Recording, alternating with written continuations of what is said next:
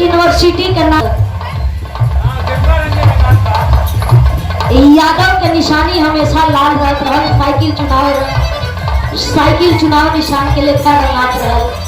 आज वो कॉलेज गेरुआ रंग से रंगा गए कि हमें जितना लड़के पढ़िए ना साधु संत महात्मा बनिए, एवं लड़के IAS PCS रैंक के अधिकारी ने बनिए। सोच की बात है। जोने मेडिकल कॉलेज के उद्घाटन करने वाले हमारे पूर्व मुख्यमंत्री, समाज के सम्मानी, समाज के नौजवान युवक, समाज के पदाधिकारी, हम लोगों के हमराही, हम नौजवान साथियों के हमराही अखिलेश यादव जी ने जो उद्घाटन किया, आज वो उद्घाटन के तोड़ ताड़ के उनका नाव बदल के दूसरे से उद्घाटन करवा जाता है। सोच को बदलो तो सितारे बदल जाएंगे, सोच को बदलो तो सितारे बदल जाएंगे, नजर को बदलो तो नजारे बदल जाएंगे। कश्तियां बदलने की जरूरत नहीं है। ऐसा करे ना हमारे ही भाई लोग खाली यही डंडा के हुआ से गाड़ के मारना हो, लेकिन खाली ये समय खाली जितना थाने में देखबा मर्दन के लवंडन के खाली यही लड़के टांग जाते हैं। ये क्या है? ये साजिश नहीं है तो है क्या?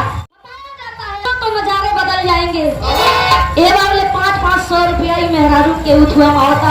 हमन के भाई बाप भतीजा जे 10-10 हजार 50-50 हजार जे करे घर में एक महीना में तनख्वाही आवत रहल, ओकर बिटिया बहन 500 रुपया संतोष करिए।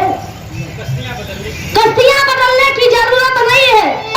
उ जो माई बहन पढ़ल लिखल ना है, उ लोग खाली समझे कि हमार मोदी जी 500 रुपया दे रहे है। सिमवा नाई सोचे वाली है। हम जानत है हमारे भाई बाप 5,000 10,000 मजदूरी दफ्तरी करके रोज लाया करते थे। मैं कोरोना वायरस से आज बैठी आज 4 महीना हो गया। धन्य है हमारे राज महात्मा यादव जी, धन्य हमारे सुरेंद्र चचा जी कि आपके दरवाजे पर आकर के हम लोगों का भी मनोबल उठा हुआ। बताया जाता है क्या कश्तियां बदलने की जरूरत नहीं है, कश्तियां बदलने की जरूरत नहीं है। दिशाओं को बदलो तो नजारे बदल जाएंगे। पहले तुम बदलो क्या करवा। हमारे यादव भाई भैया आलू है एकदम जौड़ी सब्जी में काट के वही में नादा कलबलाई के हो जाए। पहले तुम बदलो तो तुम्हारे बदल जाएंगे। पतझड़ बहारे आएंगे तो दिशाएं बदल जाएंगे। गीत का लाइन मिलल मास्टर है।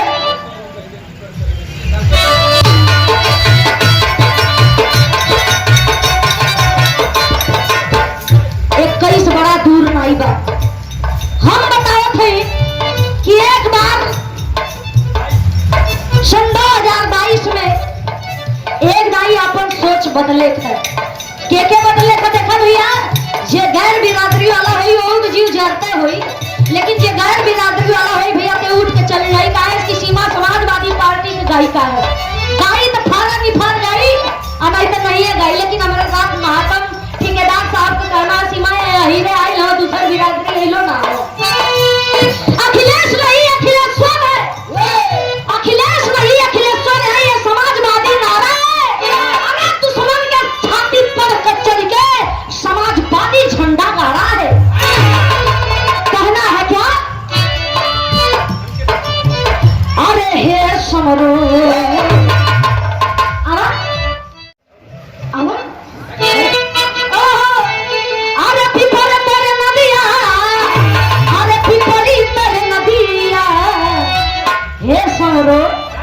बड़ा दिन के बाद दर्शन मिला है आपको।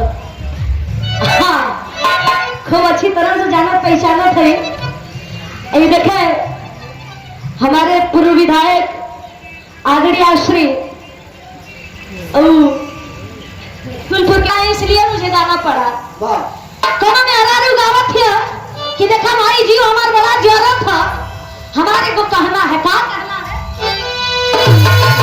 अरे हमके महाकावा जली, अरे हमके महाकावा जली सोनमा के कीली पे। अरे हमके महाकावा जली। मेहरारू खाली सोना चांदी बड़ा जल्दी फिदा हो जाली, लेकिन कोनो मेहरारू बा जन सदार कहले बा कि हमके महाकावा जली। अरे सोनमा के कीली पे। अरे हम तो बटन, अरे हम तो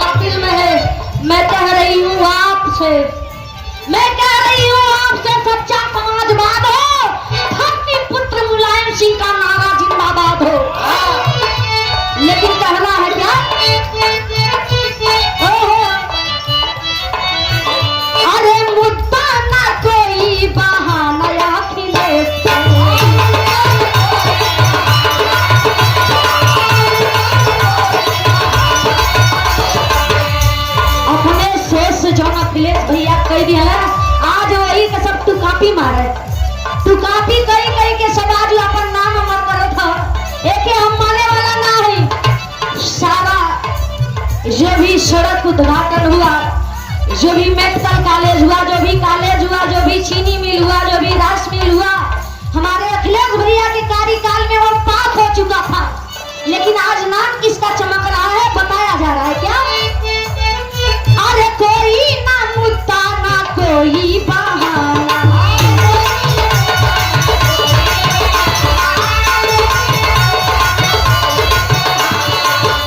अरे भैया विकास उत्तर प्रदेश का जाना,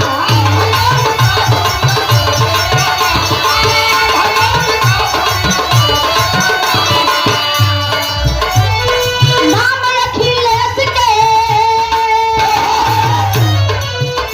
अरे नाम अखिलेश के शासन का फकील में हम तो बटन कहावत सुना हो साइकिल।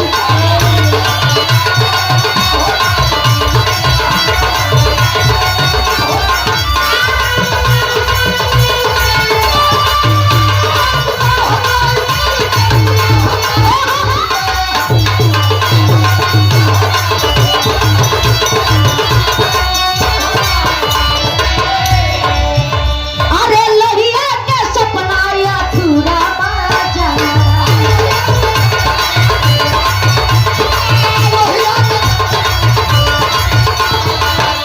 अरे देखवा में देखा हो तमाना माना,